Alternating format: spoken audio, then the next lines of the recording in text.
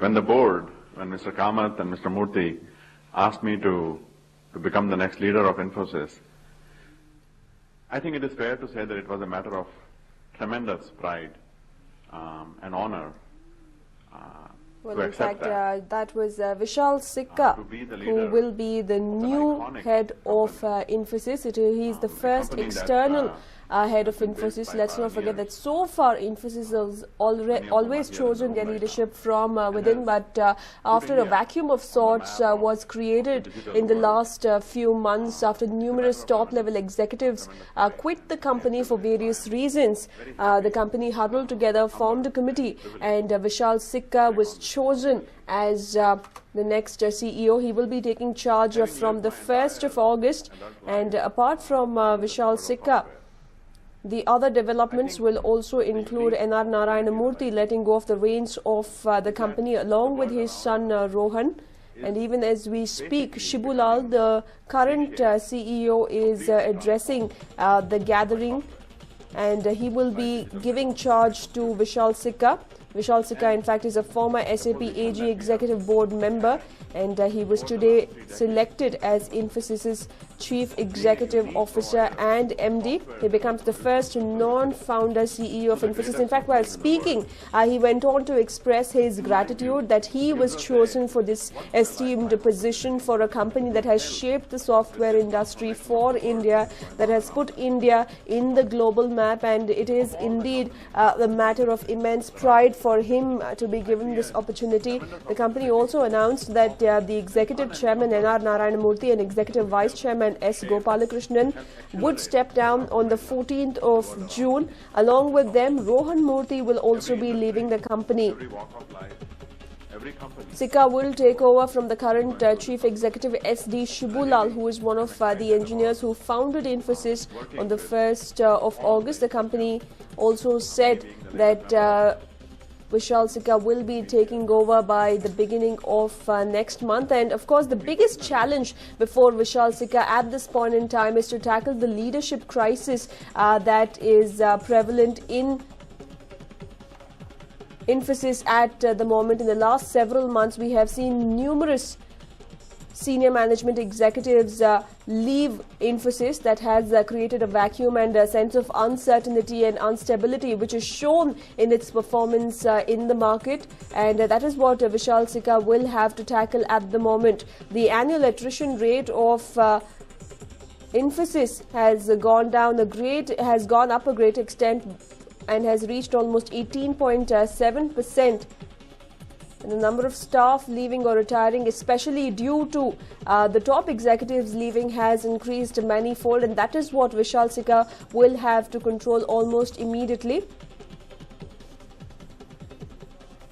Well, my colleague Arun joins us with more details on this. Well, Arun, Vishal Sikka, the first non-founder leader for Infosys, what can we expect from him? Nishita, you hit the nail virtually on the head. He has an uphill task, to say the least. Attrition, particularly at the senior level, is a matter of worry, because remember, there is an enormous amount of scarcity in terms of experienced managerial professionals, and to get them on board and to have a next rung of leaders is very essential. So Sikka will have to work overtime virtually to ensure that things don't get upset. In fact, as we speak, also remember 12 senior persons in the organization have been elevated. They have now become senior vice presidents. That is to kind of assuage fears that probably these people could be the next on the block and they could be asked to go. So the management, aware of the fact that the bandwidth is extremely low, has elevated 12 of these people as senior vice presidents. The formal appointment of Vishal Sikka as the next MD and CEO is due to happen on June 14th. That is on Saturday. That's also the day when the annual general meeting of the company is due to be held later in the afternoon. Now, as a part of the ongoing process, the office of the existing chairman, that is N.R. Narayana Murthy, the iconic founder of this great company, will be dissolved. he and his son Rohan Murthy will be demitting office. In fact, the small staff that was with the NRN while he was in charge of the helm of affairs at Infosys has been redeployed within the organization. Vishal Sikka will be coming on board effective 1st August. Remember, there are also other changes which are due because the existing MD and CEO of the company, Shibulal, is due to retire in the month of July, and by the end of this month, you will see the executive part-time chairman, Chris Gopalakrishnan, also demitting office. So there will be a lot of senior movement, board-level movements. Remember, as we also speak, there has been another development which has taken place, that is UB Praveen Rao, one of the two people who were handling matters at the board level, has now been elevated. He's become a director and the chief operating officer of the company, Nishchita. Right. Thank you, Arun, for joining us with all those details. Well, there we have it. Officially, Vishal Sikka takes charge of Infosys from the 1st of August, but today the appointment was made by the committee. He will be the first outsider chief executive officer of Infosys, and with him will come a new team as well. So how will Infosys pan out? We'll know by the end of this quarter. And we're moving on to the big news just coming in. Mandur residents protest against the BBMP. Residents protest by placing the dead body of a woman. The woman had died because of breathing problems. This is the big news that is just coming in. Mandur protest gains intensity after the last few days of lull thanks to Section 144 being imposed in the region. But now that the Section 144 will be lifted, Mandur residents are staging another protest against the BBMP by placing a dead body of a woman in front of him, as this woman had died due to breathing problems. Let's not forget that the garbage dumping in Mandur has led to the air, the soil as well as the water being polluted. The people there have been suffering due to numerous problems, and a woman of the village who died due to breathing problems, her mortal remains are being kept, and the people are protesting. My colleague Nolan joins us with more details on this. Well, Nolan, the Mandur protest gaining intensity. The BBMP practically should hang its head in shame.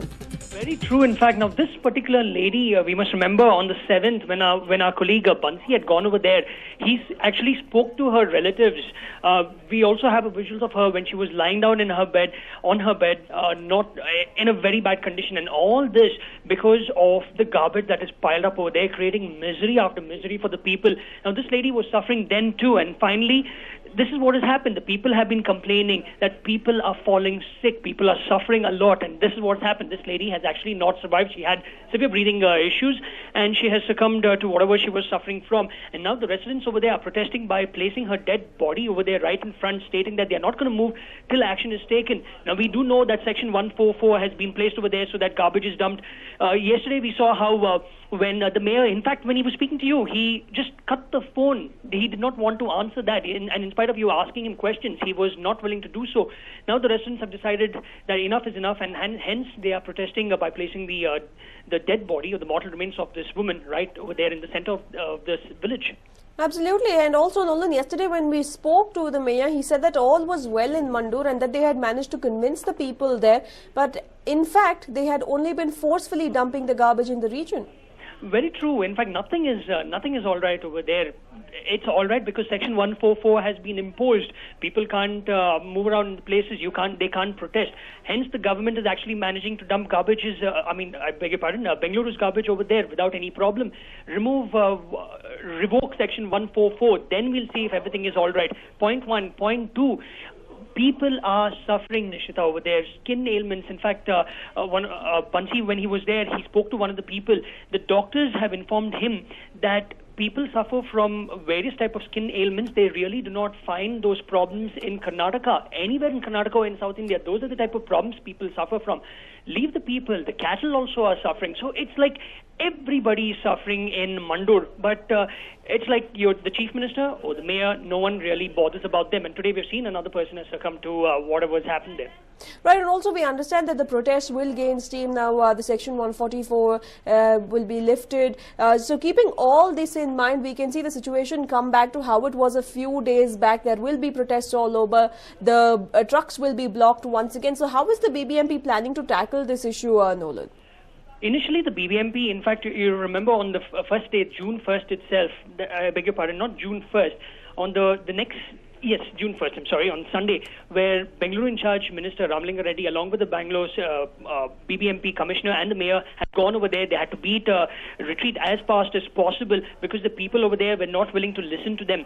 Now, they wanted 8 months' time. They said that for 8 more months we will dump garbage over there, but to allow them, and in the meantime, 4 different alternative places will be found. Then the Chief Secretary also came out, Mukherjee. He stated that 6 months, 8 months is a lot. Only 4 months will be given, and in 4 months' time, they will have to find alternative places.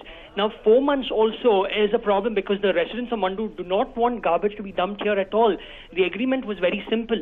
When the problem erupted last year, they stated that May 31st, 2014 would be the last date where Mandur would be used by the BBMP to dump garbage. Now, once that was over, they terminated the agreement. They stated that no more will garbage be allowed to be dumped here because the BBMP, apart from not dumping garbage, was also supposed to start clearing that garbage. Now, that has also not happened. If Section 144 is revoked, we will see those problems. Who will face the problems now? It will be the citizens of Bengaluru because garbage, one, will not be picked up. 2, where the BBMP just does not have a place to dump garbage. It's quite simple. Now, we do not know what they will do. The ministers have actually are very helpless because they don't have any other place to dump garbage.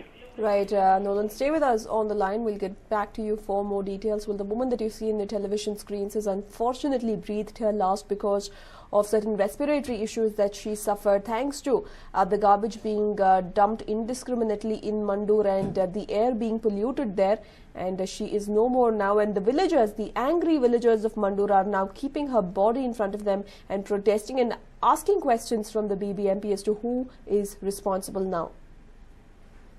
My colleague Bansi joins us with more details on this. Well, Bansi, you had interacted with the woman and her family members. Today she is no more and Mandur is rising in angry once again. Well, Mandur issue has gone on since 2006, but this latest protest that we're seeing over a woman's death, Narayanamma, yes, I did go to her house and I did see her before she passed away. This was a few days ago. And she's about 68 to 70 years old, and she had certain issues with health. It's still not clear what those issues were. Yes, of course, her family alleges that it is Mandur and the dumping of garbage that has caused her untimely death. But that is only an investigation will prove that, because this is only the allegation of the villagers, the allegation of the protesters. Well, the government will have to inquire into this if there is any truth in this allegation, because there are 2 principal issues. One is the dumping of garbage, which is about a kilometer from her residence as the crow flies.